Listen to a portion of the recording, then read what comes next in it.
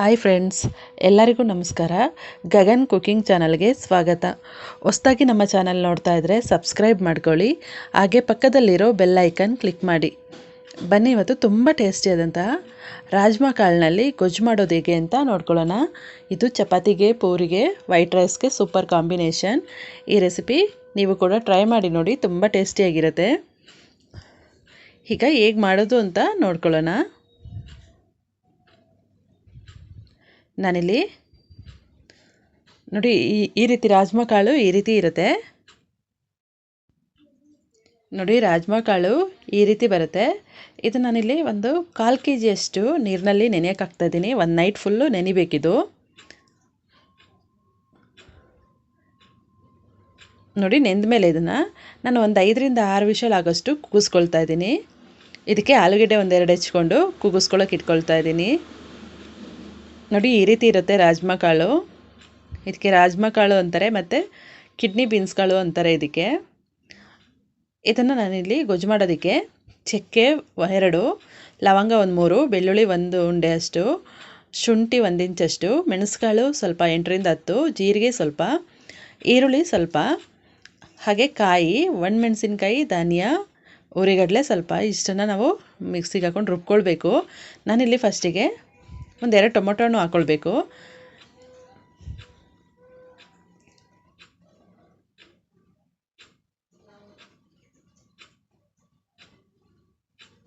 ನಾನಿಲ್ಲಿ ಮಿಕ್ಸಿ ಜಾರ್ಗೆ ಫಸ್ಟಿಗೆ ಇದು ಬೆಳ್ಳುಳ್ಳಿ ಮತ್ತು ಶುಂಠಿ, ಲವಂಗ, ಚಕ್ಕೆ, ಈರುಳ್ಳಿ, ಸ್ವಲ್ಪ ಜೀರಿಗೆ, ಮೆಣಸು ಇಷ್ಟನ್ನು ಹಾಕ್ಕೊಂಡು ರುಬ್ಕೊಳ್ತಾ ಇದ್ದೀನಿ.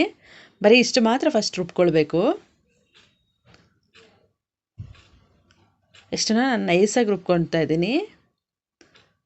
ಅದಾಗಿದ್ಮೇಲಿಂದ ನಾನಿಲ್ಲಿ ಒಣಮೆಣಸಿನ್ಕಾಯಿ, ಧನಿಯಾ, ಕಾಯಿ, ಟೊಮೊಟೊ, ಉರಿಗಡಲೆ ಇಷ್ಟನ್ನು ರುಬ್ಕೊಳ್ತಾ ಇದ್ದೀನಿ. ಇದರಲ್ಲಿ ಒಣಮೆಣಸಿನ್ಕಾಯಿ ಮತ್ತು ಸಾಂಬಾರು ಬೀಜ ಇದೆಯಲ್ಲ, ಇದನ್ನು ಚೆನ್ನಾಗಿ ಎಣ್ಣೆಯಲ್ಲಿ ಸ್ವಲ್ಪ ಫ್ರೈ ಮಾಡ್ಕೊಳ್ಬೇಕು. ಸ್ವಲ್ಪ ಮೆಂತ್ಯ, ಒಂದು 8ರಿಂದ 10 ಆಗೋಷ್ಟು ಮೆಂತ್ಯ ಕಾಳು ಹಾಕ್ಕೊಂಡು ಚೆನ್ನಾಗಿ ಫ್ರೈ ಮಾಡ್ಕೊಳ್ಬೇಕು ಎಣ್ಣೆಯಲ್ಲಿ.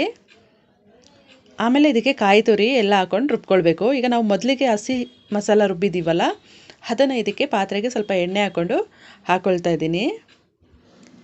ಇದ್ರ ಜೊತೆಗೇ ಫಸ್ಟಿಗೆ ನಾವಿಲ್ಲಿ ಕಸ್ತೂರಿ ಮೇಥಿ ಇದೆಯಲ್ಲ, ಅದನ್ನು ಸ್ವಲ್ಪ ಹಾಕ್ಕೊಂಡು ಸ್ವಲ್ಪ ಫ್ರೈ ಆಗಿದ್ಮೇಲೆ ನಾವೇನು ಹಸಿ ಮಸಾಲ ರುಬ್ಬಿದ್ದೀವಿ ಅದನ್ನು ಹಾಕ್ಕೊಳ್ಬೇಕು. ಅದನ್ನು ಹಾಕ್ಕೊಂಡು ಹಸಿ ಮಸಾಲ ಚೆನ್ನಾಗಿ ಫ್ರೈ ಆಗಿದ್ದಷ್ಟು ನಿಮಗೆ ಸಾಂಬಾರು ತುಂಬ ಟೇಸ್ಟ್ ಕೊಡುತ್ತೆ. ಇದು ಚೆನ್ನಾಗಿ ಫ್ರೈ ಆಗಬೇಕು.